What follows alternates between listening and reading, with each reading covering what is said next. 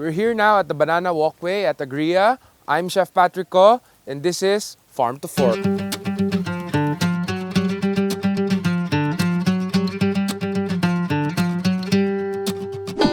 Today we're making Sampalok-glazed pork ribs. So let's start off with our ribs. These are special cut ribs.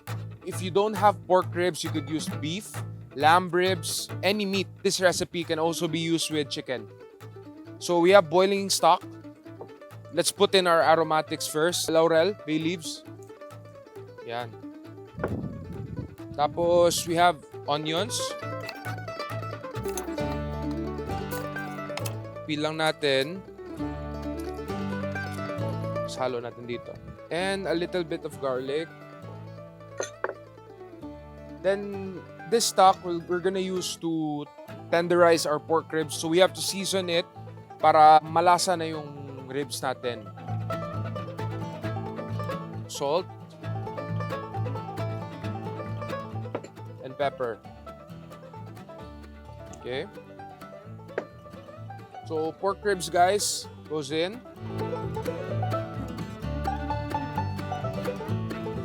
We don't want this to be super tender na yung fall off the bone. Malambot lang but still intact. Kasi priprituhin pa natin later. Ayan.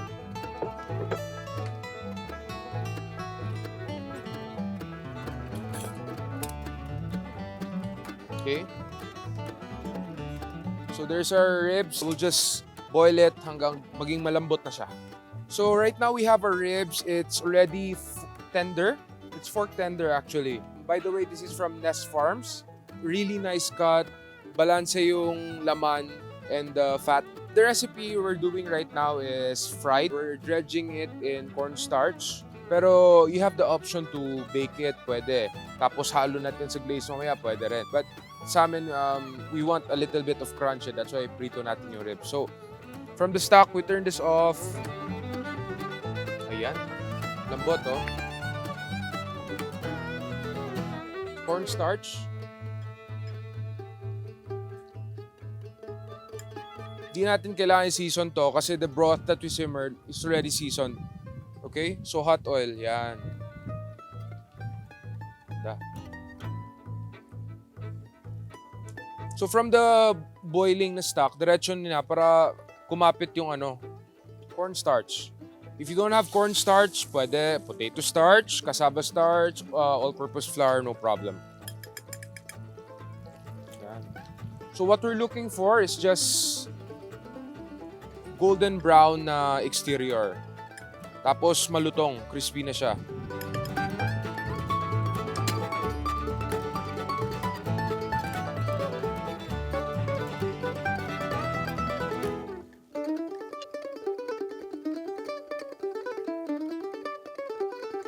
So later, while we're frying the ribs, we're gonna make our tamarind glaze. Last one. So the ribs, I boiled it for around 1 hour and a half para ma-achieve natin yung fork tender but it doesn't fall apart. So now we're making our tamarind glaze. Let's start off with our bell peppers, no? You're just gonna slice it thinly, julienne.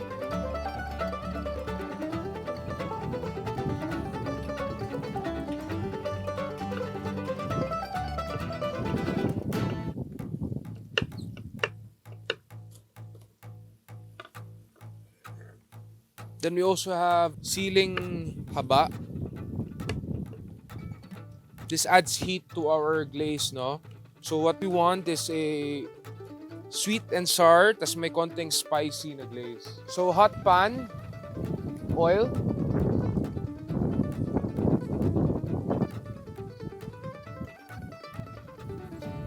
Then, importante, butter.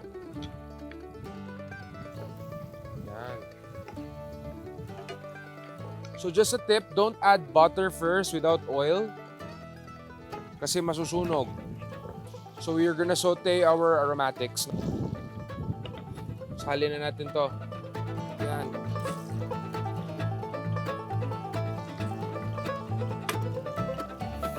You don't want to brown this, gusto natin, ano lang, translucent, sauteed, para lang lumabas yung flavors ng spices natin. Yan. Onions.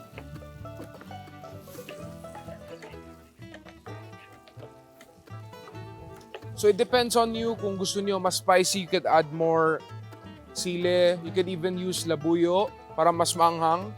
In the meantime, we're gonna check on our ribs. Ayan.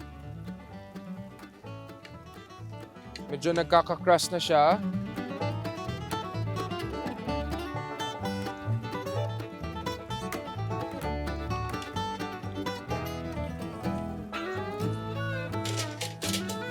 We're gonna add our garlic.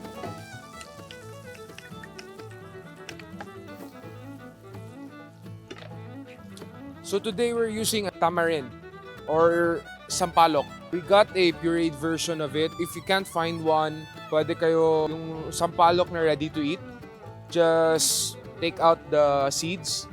Tapos pwede nyo lagyan ng konting tubig. Then you put it in the blender. Ganito din ang itsura nun. It's the same. Okay? We need this for the sour taste ng glaze natin. But if you could find fresh sampalok, that would be better. Add na natin sampalok.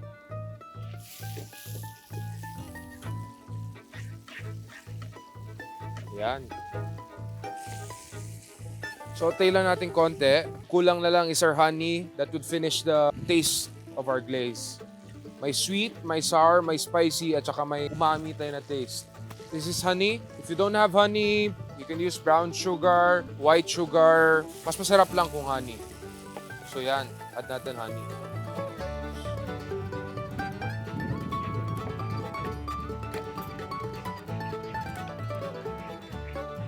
Season this with a little bit of salt, then pepper. Then, konting water. So our glaze is looking really nice. How would you know na ready na yung glaze nyo? Just get the back of your spoon. Tapos, if it holds the shape, you're ready to go. Another tip no on glazing anything. From fried tapos glaze, how do you retain that crispy na texture? Importante doon, hot glaze and hot protein. Dapat mainit yung dalawa paghalo mo. So when you fry something and you add the glaze, dapat yung glaze mo mainit na rin para kumapit agad yung glaze sa meat mo. It makes a big difference. You can do this in advance naman, pero make sure to reheat it again na halos same temperature sila para kumapit. So our ribs is nice and crispy. So yan. Again, dapat ito kumukulo. So from frying, diretso tayo glaze. Yan. We want this color, no? Golden brown. Yan, pwede natin halo.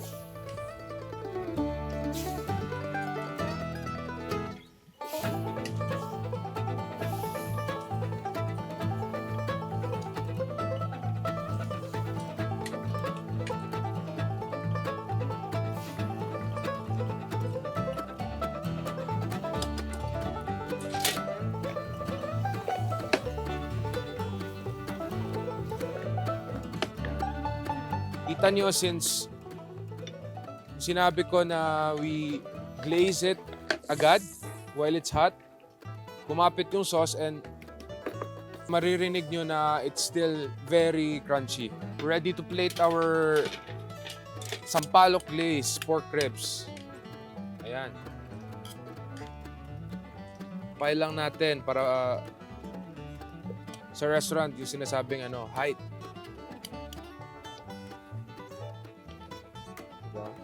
Your food has to also look good, not only taste good.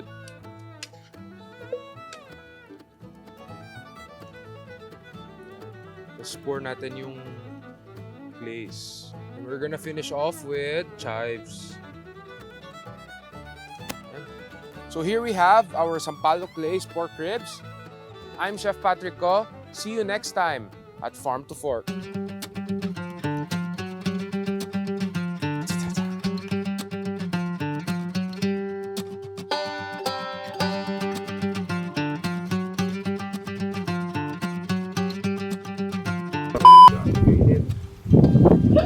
Ikaw lang actually.